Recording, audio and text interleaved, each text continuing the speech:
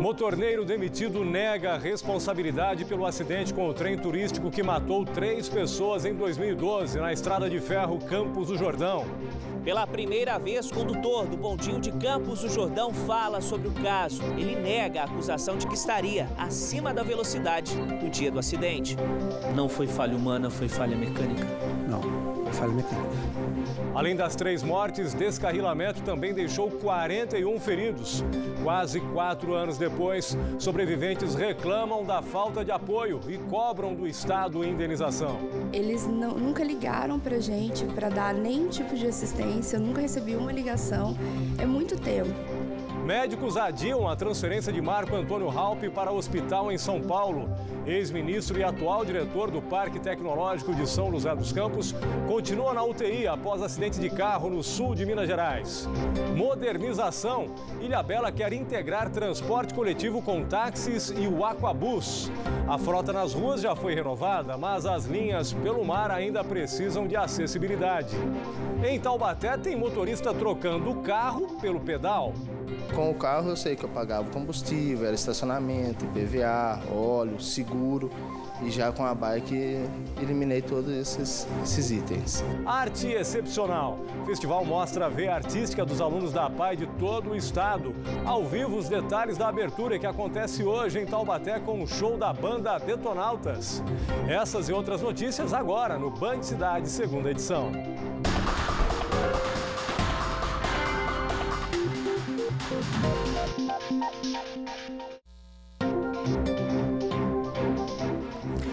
Olá, boa noite. 3 anos e 8 meses depois, o acidente com o trem turístico da Estrada de Ferro Campos do Jordão, que matou 3 pessoas, voltou a ser notícia esta semana com a demissão do motorneiro responsabilizado pelo descarrilamento. A nossa equipe de reportagem, ele negou com exclusividade que tenha sido causador da tragédia. Naquele passeio que não terminou em novembro de 2012, 41 pessoas também ficaram feridas. E o sofrimento de quem sobreviveu continua. Vítimas ainda brigam na justiça por indenização. Desde o acidente em novembro de 2012, Lilian tenta com muita dificuldade reescrever sua história e retomar a rotina. Os movimentos do braço esquerdo ficaram limitados. A boca perdeu a sensibilidade. No espelho, a insatisfação com as cicatrizes, resultado de 7 cirurgias. Apenas uma delas custou quase R$4.000. E devido a essa condição, tem sido difícil conseguir um emprego. Há pouco tempo eu fiz uma entrevista, eu tinha todo o perfil para a vaga, a pessoa até ligou, falou isso para mim, explicou, só que era para a área da produção, então movimentava os braços, precisa, e eu não pude ficar devido a isso. Foi uma oportunidade, sim, que eu perdi devido ao acidente. O passeio no bondinho foi o presente de aniversário que a Lilian deu para o marido. Nas fotos, as recordações de um dia, marcado para sempre na memória. Quase 4 anos depois da tragédia, eles afirmam que o governo estadual, responsável pela Estrada de Ferro Campos do Jordão, ainda não ofereceu nenhuma ajuda. O casal move uma ação na justiça por danos morais e materiais. O processo continua em andamento. Eles nunca ligaram pra gente para dar nenhum tipo de assistência, eu nunca recebi uma ligação, é muito tempo. Eu entrei com o processo está correndo na justiça, mas é uma coisa demorada, né? Uma coisa que é complicado. O processo tem os prazos, tudo é assim, daqui 10 anos, quem sabe? E a vida é hoje, né? É o agora. Independente se for motorneiro ou não, tá? É uma empresa em si, o governo de certa forma é uma empresa. Recebeu a passagem, a gente pagamos a passagem antes de entrar. E depois disso, nada, fatalidade ou não, alguém tem que ter um responsável. Esse advogado defende a família da Sônia Maria, guia turística da Estrada de Ferro, que morreu no acidente.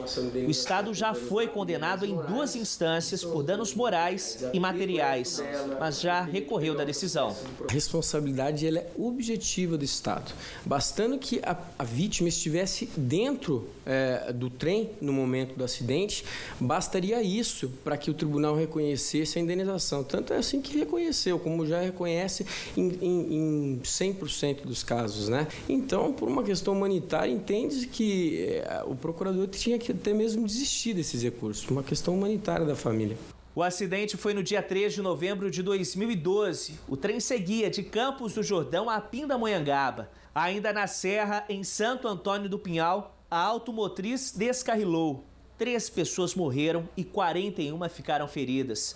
A perícia da Polícia Civil concluiu que houve falha humana. No início da semana, o governo de São Paulo demitiu por justa causa o funcionário Luciano Pereira da Silva, que conduzia o bondinho de Campos do Jordão no momento do acidente. Ele já havia sido afastado da função e cumpria expediente na bilheteria da Estrada de Ferro. Uma sindicância foi aberta pelo governo, que apurou que o condutor estava acima da velocidade no dia do acidente. Pela primeira vez, Luciano decidiu se manifestar sobre o caso e, com exclusividade, conversou com a Band Vale e negou a acusação. Segundo ele, o trio estava escorregadio devido à neblina e ao sereno, o que provocou a falta de aderência. Luciano conta que acionou 3 vezes um sistema que joga areia no trilho. O último recurso foi o freio de emergência, o eletromagnético. Coloquei areia, ele não voltou a ter mais atrito, aí de imediato acionei o freio eletromagnético. Mas agora, após alguns segundos, ele se solta. E desde o momento que a perca de atrito houve, eu tentei por diversas manobras, né, da experiência, do que eu aprendi, para fazer todos os procedimentos. E nada atuava, não, tanto o freio eletromagnético não atuava, o freio motor não atuava. Luciano afirma que fez o possível para salvar os passageiros. Faltava manutenção tanto no trem quanto na linha? Sim, falta. Até hoje. Se fala que foi investido 12 milhões, mas nós estamos com 2 trens, da mesma forma que o mesmo que ocorreu a colisão comigo. Nós temos 2 trens dentro da oficina parado, já que eles falaram que é minha culpa, por que esse trem não está funcionando? E eu lamento muito pelas vítimas também, não era, jamais, né, tinha essa intenção de machucar a família, porque é algo que eu gosto muito, uma profissão que eu lutei para me alcançar, né? E o que entristece meu coração, por infelizmente ter acontecido isso comigo. Não foi falha humana, foi falha mecânica? Não, foi falha mecânica. Em nota, a Secretaria Estadual de Transportes Metropolitanos, responsável pela Estrada de Ferro, diz que designou uma comissão para analisar as solicitações de reembolso das despesas que as vítimas tiveram após o acidente.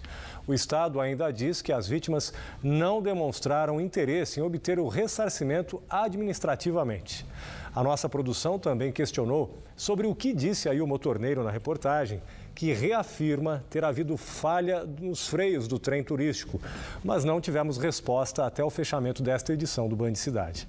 Também perguntamos sobre os 2 bondinhos que estão parados por falta de manutenção, conforme relatou o ex-condutor na reportagem, mas novamente não obtivemos retorno. Vítima da imprudência, morreu hoje uma das passageiras do carro atingido de frente na rodovia Floriano Rodrigues Pinheiro durante o feriado de Tiradentes. Maria Aparecida Brasil Gama, de 87 anos, chegou a receber alta do hospital, mas não resistiu a um AVC. O veículo onde viajava Maria Aparecida foi atingido por um carro que vinha na contramão no sentido Taubaté. Ela passou por 3 cirurgias e no último final de semana teve um derrame cerebral decorrente das intervenções cirúrgicas. A idosa e mais 4 pessoas seguiam para um passeio em Campos do Jordão. No veículo estavam Mário Miranda, de 76 anos, que morreu na hora, além de 2 jovens, um rapaz de 27 anos e uma moça de 26. Ambos voltaram a andar somente nesta semana, ainda com a ajuda de aparelhos. A outra passageira é Maria Isabel, de 54 anos, que perdeu de forma permanente todos os movimentos das mãos. O homem que dirigiu o veículo na contramão teve apenas ferimentos leves. Acontece neste momento a abertura do Festival Estadual Nossa Arte, organizado pela Federação das APAES do Estado de São Paulo. O evento será em Taubaté e contará com mais de 600 artistas com deficiência, entre hoje e sábado. Quem está lá no local do festival é a repórter Débora Carvalho. Vamos conversar com ela então. Boa noite, Débora. Como está o movimento por aí? Já começou o festival? Boa noite, Márcio. Boa noite a todos. Daqui a pouquinho, por volta das 8 horas, vai começar o Festival Nossa Arte, que, como você disse, reúne todas as APAES do estado de São Paulo. Eles se encontram sempre de 3 em 3 anos para este festival e sempre escolhem uma cidade. A cidade deste ano, que foi escolhida, é em Taubaté, que começa hoje o festival, que segue até sábado. Mais sobre isso e mais detalhes nós vamos conversar aqui do meu lado está a Cristiane de Castro, ela é presidente da Federação das APAES do estado de São Paulo, que vai falar um pouquinho pra gente. Cristiane, boa noite. Essa é a 10ª edição, do evento. Como que é reunir todas as APAES do estado de São Paulo e quais são as atividades que terão durante esses dias aqui? Boa noite, Débora. Boa noite a todos. Na verdade, nós estamos na 14ª edição do Festival Nossa Arte e temos artistas do estado de São Paulo todo, Nós hoje somos reunidas em 305 APAES e hoje aqui representadas nós temos 43 APAES que foram os artistas vencedores das etapas regionais. Então, nós temos 7 modalidades de artes, nós temos arte literária, arte cênica, dança folclórica, música, artesanato e com o objetivo da gente mostrar isso, a produção artística da pessoa com deficiência intelectual ou múltipla, que é o nosso público. Cristiane, aqui ao meu lado, vou pedir para o Sobral mostrar para a gente, tem vários quadros. Foram eles que fizeram esses quadros? Como que foi tudo isso? Como que é essa superação para eles? Você falou a palavra certa, na verdade é superação. Nós trabalhamos com um público de pessoas com deficiência intelectual, como eu havia dito, e pessoas que na maioria das vezes suportam dificuldade maior e é uma superação para eles produzir esses quadros e fazer produção de artesanatos e aqui os quadros que nós temos são quadros aí de diversas regiões do estado, dos artistas que venceram as etapas iniciais, então muito detalhados, muito bem feitos, demonstrando assim toda a capacidade artística mesmo do pessoal com deficiência intelectual. Agora, como você disse, são várias APAES do estado, Como que é essa interação entre eles, quando eles se reúnem, eles ficam felizes de estar aqui, participando de teatros, das artes e de toda essa cultura também? Bom, isso é um momento de uma energia muito positiva, viu? Porque, na verdade, se a gente for pensar que no Brasil a gente tem mais de 40 milhões de pessoas com deficiência e em torno de 6% dessas pessoas têm deficiência intelectual, é um público que não tem tanta visibilidade assim e a gente da APAE tem um trabalho com o objetivo de promover esse protagonismo dele, de mostrar a capacidade de inserção social dessas pessoas e nos momentos que eles têm assim de interação, de encontro, é um momento de muita pureza, de muita energia, de muita alegria. É de graça, Quem quiser vir também, começa hoje e segue até sábado, é gratuito. Perfeito, a entrada é franca, então a gente convida aí toda a população, aí, todo o pessoal que esteja acompanhando o jornal para vir, assistir um pouco da produção artística das pessoas, dos nossos usuários das APAES. Tá ótimo, Cristiane, muito obrigada. Lembrando, então, que o show da banda Detonautas começa por volta das 9 horas. Hoje, para entrar, é 1 quilo de alimento, mas durante todos os outros dias, que segue até sábado, começa às 8 até às 5 horas da tarde e todos esperam que todos venham aqui prestigiar esse trabalho de todo mundo. É com vocês. Com certeza, Débora. Belíssimas obras aí no SEDES, Vale a pena conferir. Boa noite para você. No próximo bloco, com o aumento do número de carros nos últimos anos, tem gente que prefere utilizar a bicicleta como transporte alternativo. E tem também a previsão do tempo. A gente volta já, 7h03.